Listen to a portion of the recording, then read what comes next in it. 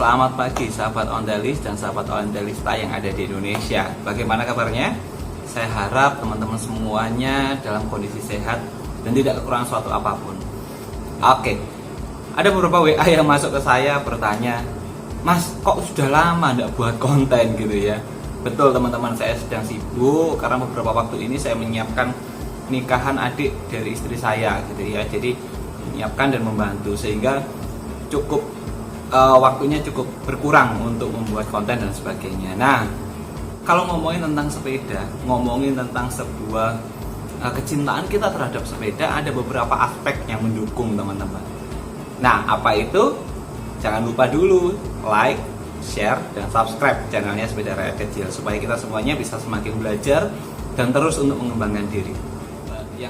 Yang saya mau bahas adalah bagaimana kita semuanya mengimpresikan kecintaan kita terhadap sepeda.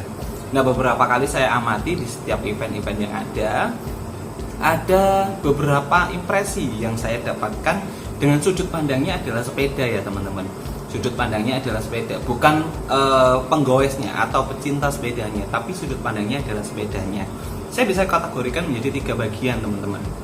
Nah, bagian yang pertama adalah orang-orang yang mencintai sepedanya dengan cara yaitu memberikan ornamen-ornamen yang menarik di dalamnya. Contoh, dipasangi kepala kerbau, dipasangi bel keluntung yang banyak, dipasangi bel yang banyak, dipasangi lampu-lampu yang banyak, atau bahkan justru menggunakan bentuk struktur sepeda yang berbeda. Kadang-kadang dengan ukuran yang tinggi, dengan sepeda yang mudah diliuk-liukkan seperti liputan saya yang sebelumnya dengan teman-teman dari Kosti Gresik. Terus kemudian ada juga yang sepedanya itu dibuat semenarik mungkin gitu ya, sehingga orang-orang yang melihat akan merasa, wih keren ya sepedanya, kagum ya. Itu bagian pertama. Yang kedua, saya bisa melihat ada beberapa orang yang lebih mengutamakan kenyamanan teman-teman. Jadi kalau ngomongin tentang mengutamakan kenyamanan ini, biasanya dilihatnya dari sistem kenyamanan dan keamanan. Contoh, sadelnya dibuat empuk banget. Terus kemudian stangnya yang biasanya handlingnya agak susah dibuat senyaman mungkin sama dia. Velg yang awalnya mungkin warnanya agak karat-karat gitu, diganti semuanya dengan warna-warna chrome yang menceling. Bannya, struktur remnya dibuat yang seceling mungkin sehingga membuat kenyamanan dari pengendara tersebut. Sah-sah saja karena impresi dari setiap orang untuk mencintai sepedanya itu berbeda-beda. Tipe yang ketiga, kalau ngomongin tipe ketiga ini agak sedikit susah ya teman-teman ya, yaitu originalitas. Nah, ngomongin kata originalitas ini yang kadang-kadang ada beberapa yang disalahartikan gitu ya. Kenapa? Karena ada orang yang ngomong ini 100% original mas. Saya dengan mudah menjawab, anginnya angin Belanda atau angin Indonesia pak di dalam bannya. Orangnya sambil tersenyum dan berpikir, iya ya anginnya masih angin Indonesia ya. Berarti bukan 100% original. Itu bercandaan ya. Ya oke. Yang ketiga ini ngomongin tentang originalitas. Kita akan bahas yang ketiga ini teman-teman. Bagaimana sih melihat sudut pandangnya dari sisi originalitas? Kalau ngomongin sudut ornamen-ornamen, kalau ngomongin kenyamanan, saya rasa teman-teman bisa memasang apapun di dalam sepedanya. Kalau ngomongin tentang originalitas, tunggu dulu. Pasti ada beberapa orang yang mempunyai sudut pandang yang berbeda. Yuk, kita lanjutkan. Yuk, sekarang kita ngomongin tentang original gitu ya. Nah, kalimat original itu ternyata bukan bahasa sebenarnya, teman-teman. Bahasa sebenarnya menurut Kamus KBBI itu dinamakan orisinal ya, justru bukan original tapi orisinal yang artinya adalah asli atau tulen. Nah, kalau ngomongin asli dan tulen, maka yuk kita bahas. Nah, beberapa orang menyikapi dengan bentuk sepedanya itu misalkan contoh ya, Gazelle gitu ya, sepedanya dia punya sepeda Gazelle. Nah, orang akan berpikir bahwa kalau sepedanya Gazelle, pedalnya juga harus Gazelle, kuncinya juga harus Gazelle. Terus ornamen-ornamen yang lain, misalkan contoh kayak dinamo atau lampunya juga Gazelle. Tunggu dulu. Ada beberapa item yang tidak harus semuanya bertuliskan Gazelle, teman-teman. Kenapa? Karena katalog yang dikeluarkan dari pabrik juga tidak selalu menyantumkan merek-merek Gazelle tersebut terpasang pada sepedanya. Jadi sepeda-sepeda tersebut waktu keluar atau dikeluarkan dari toko itu berdasarkan kemampuan untuk membeli spare part atau aksesoris yang dipasang. Contoh, misalkan kalau teman-teman belinya Suprafit gitu ya, Suprafit terus kemudian kok saya ngomong merek ya gitu ya, Suprafit terus kemudian teman-teman mengganti knalpotnya dengan knalpot lain atau velgnya dengan velg lain, sah-sah saja bukan? Jadi tidak harus menggunakan itu. Nah, saya terinspirasi dari dari PPT dari Mas Fahmi mengatakan bahwa contoh nih, pedalnya Gazelle, apakah harus bermerek Gazelle? Ternyata enggak, teman-teman. Ada merek Pyramid, Detroit, JRC, Union. Ada banyak merek-merek yang bisa digunakan di dalam sepeda Gazelle. Contoh kuncinya juga gitu. Apakah harus kunci Gazelle? Ternyata bukan juga. Bisa juga dengan kunci-kunci lain. Contoh, kuncinya bisa pasang telepon, Hokmi, Gelria, Reo, dan juga merek-merek yang lain juga bisa dipasangkan.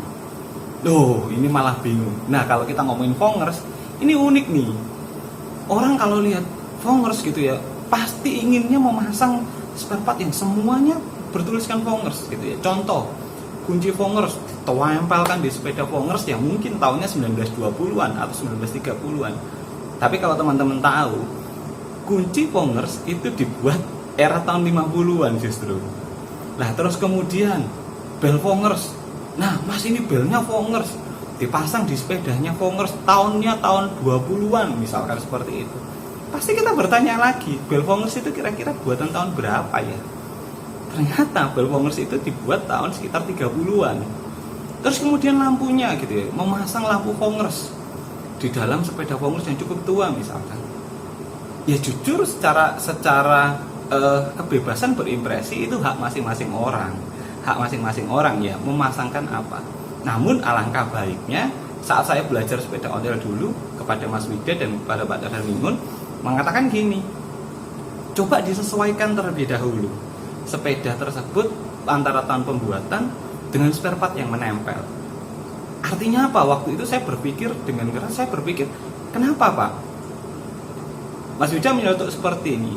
Masa sepeda buatan tahun 1915, aksesorisnya tahun 1960. Waktu saya berpikir, oh iya juga sih, gitu ya. Benar juga yang dikatakan oleh Mas Wida dan Mbak Darmingun. Kenapa? Karena nggak sesuai, nggak related dengan tahunnya. Nah, ini bahasan unik dan menarik nih. Berarti tips berikutnya apa? Nah, tips berikutnya adalah bagaimanakah cara kita mencoba untuk memasangkan spare part yang sesuai dengan tahun pembuatannya. Yang pertama, cobalah mencari referensi atau literasi yang berkenaan tentang spare part tertentu. Contoh nih, sepeda tahun 1920. Kalau ngomongin tentang sepeda tahun 1920, alangkah menariknya jika disesuaikan dengan spare part yang menempel. Pasanglah lampu karbit, lampu minyak, ataupun lampu lilin. Seperti itu ya. Atau bahkan lampu-lampu yang di bawah era itu. Contoh lampu berko kotak, terus lampu corong, beberapa lampu yang dibuatnya tahun-tahun segitu teman-teman. 20 sampai dengan 40 mungkin. Teman-teman bisa menggunakan beberapa lampu yang sudah bertenaga dinamo gitu ya, pakai elektrik. Bisa gunakan seperti itu. Nah, disesuaikan literasinya dengan literasinya. Yang kedua teman-teman, dilihat dari kondisinya. Ya, contoh misalkan teman-teman dapat sepeda yang benar-benar berkarat atau sepeda yang warnanya sudah hilang, tua. Teman-teman saya yakin tidak akan memasang, tapi balik lagi ya, bebas ya, semua orang berimpresi. Memasang sebuah lampu yang masih warnanya cukup hitam, cukup mulus gitu ya. Terus kemudian warnanya chrome-nya masih utuh gitu, dipasang di situ. Pasti orang akan melihatnya gini. Tidak senada, kalau bagi saya itu tidak senada. Jadi antara lampunya yang terlalu mengkilat dengan sepedanya itu tidak related, tidak sama gitu ya. Nah, meskipun kadang-kadang itu adalah sebuah impresi tertentu dari pemiliknya. Yang ketiga, kalau tadi yang pertama adalah literasi, yang kedua adalah warnanya disesuaikan gitu ya. Yang ketiga, bentuknya teman-teman disesuaikan. Contoh, ada beberapa beberapa yang saya lihat kurang menarik dan kurang sedap dipandang biasanya. Sepeda DEMS itu biasanya struktur lampunya agak kecil, jadi lebih kecil sedikit supaya terlihat elegan dan pantas gitu ya. Kalau sepeda Heron dengan ukuran 60, 65 biasanya ukurannya agak lebih besar. Kenapa? Karena menyesuaikan dengan struktur kondisi frame-nya gitu ya. Itu tips yang dari saya. Teman-teman pasti saya yakin ada beberapa orang yang mungkin kurang setuju dengan pendapat saya, boleh ditulis di kolom komentar gitu ya. Kenapa? Karena kita menambah kasanah keilmuan tentang sepeda ontel. Sekali lagi, kalau ngomongin tentang keoriginalan, sebetulnya itu hak masing-masing orang teman-teman, mengimpresikan. Tapi definisi original adalah asli atau tulen. Teman-teman bisa mengacu kepada katalog yang ada, ataupun bisa mengacu kepada waktu edisi keluar dari toko, karena berbeda dua hal itu ya. Dengan katalog yang dibuat oleh pabrikan di Belanda dengan keluaran dari toko yang ada di Indonesia, jadi itu cukup berbeda. Teman-teman bisa menyikapinya dengan baik. Saya rasa yang penting adalah sepedaannya teman-teman.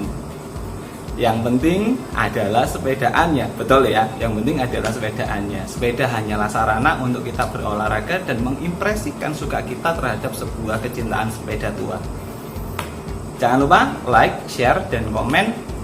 Dan jangan lupa subscribe teman-teman. Karena sekali lagi subscribe teman-teman itu sangat berguna untuk saya mengembangkan dalam cerita-cerita atau kisah-kisah di sepeda ontel. Thank you semuanya teman-teman. Bye.